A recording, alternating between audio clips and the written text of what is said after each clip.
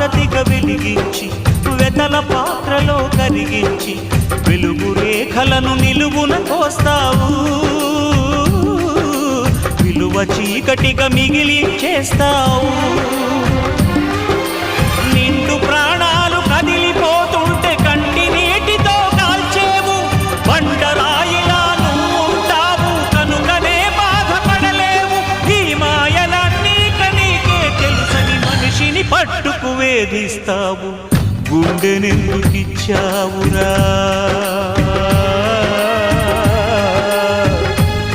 దేవుడా ఎండమావి చేశావురా